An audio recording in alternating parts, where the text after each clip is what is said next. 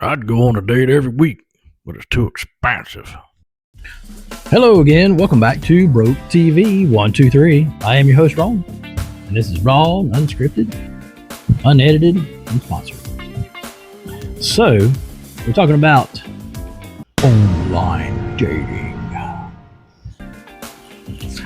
So, I'm 47 now. So back when I was about 30, 31. Long time ago. Me and my girlfriend had broken up. And I decided to get back into online, dating, whatever.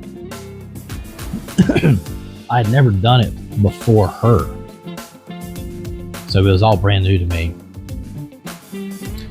And don't get me wrong, there are some really nice women out there that are just human.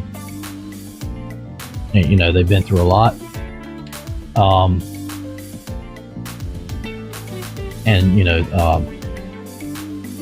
There is a lot of single moms out there. What in the world? I'm sorry. I kind of live under a rock, and maybe this is nothing new to you or whatever, but the stuff that I see out there, I'm just like, because I was raised in a family where you grow up, you meet somebody, you get married, you have kids, you raid the refrigerator, you get fat, you grow old together, and you die. Well, I think I live on a different earth now, because there is just some scary people out there. Like I said, not all of them are bad. And by the way, I mean, like there's scary men out there too. But the women that I've met, some of them,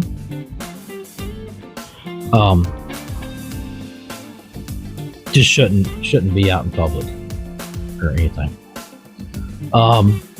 So I'm sharing with you horror stories of online dating. I'm not trying to scare you. This is just for fun, laughs, and just be aware of your surroundings and everything.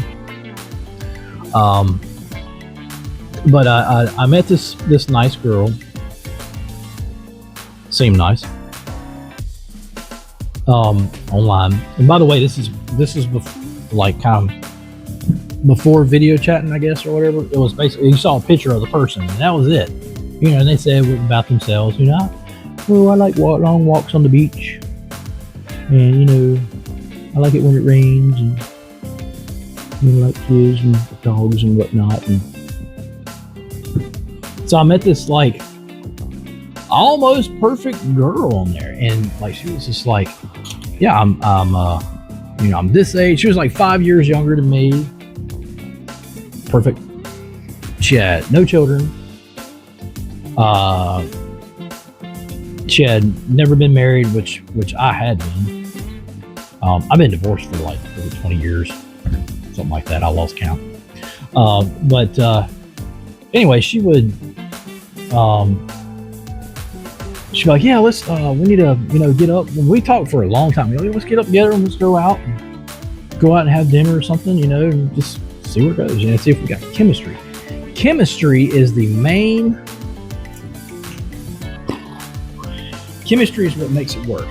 I don't care if you're rich or poor or ugly or skinny or fat, whatever.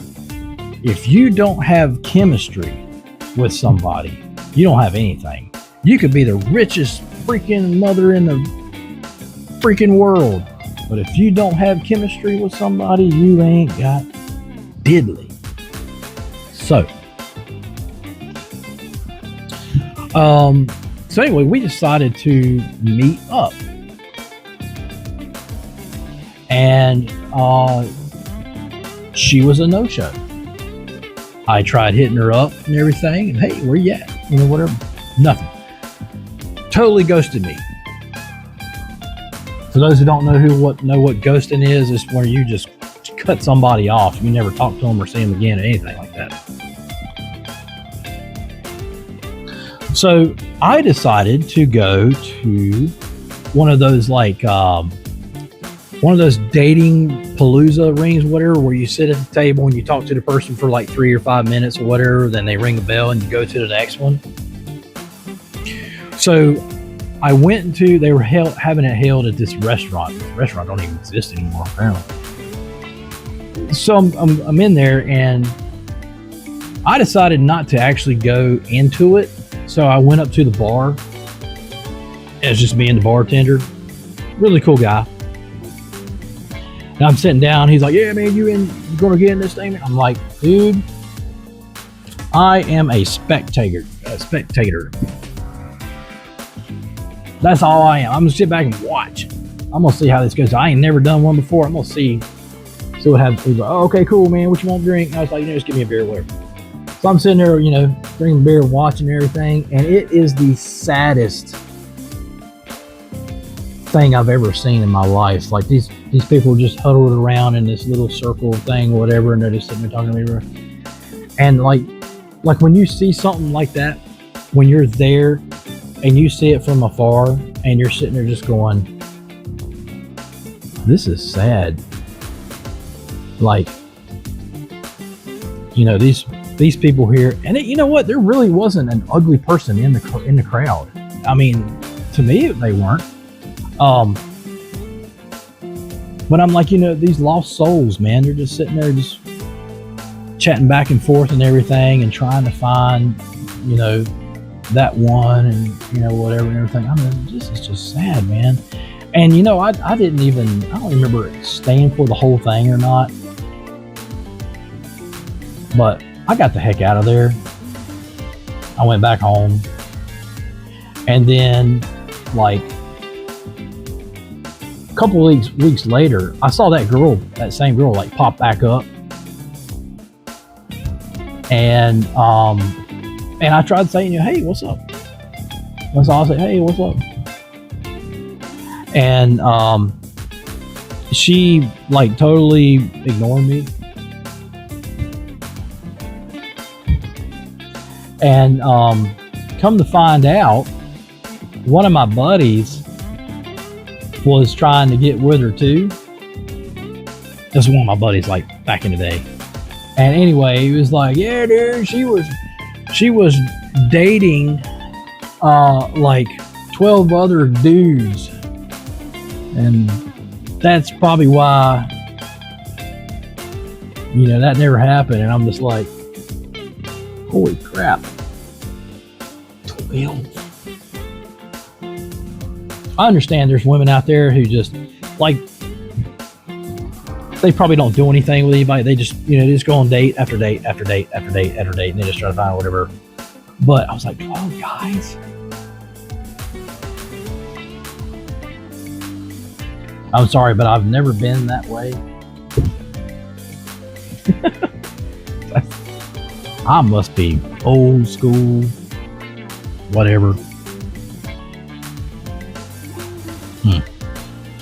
That's just.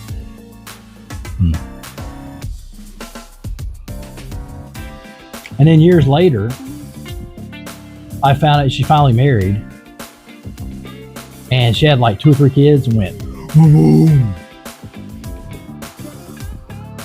big as a house.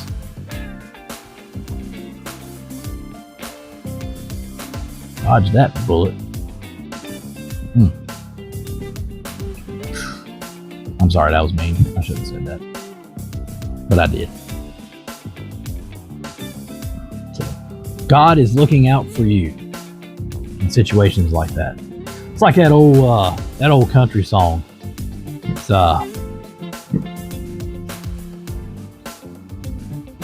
something about unanswered prayers or something like that. Yeah. God has a plan for all of us. As messed up as sometimes it may seem.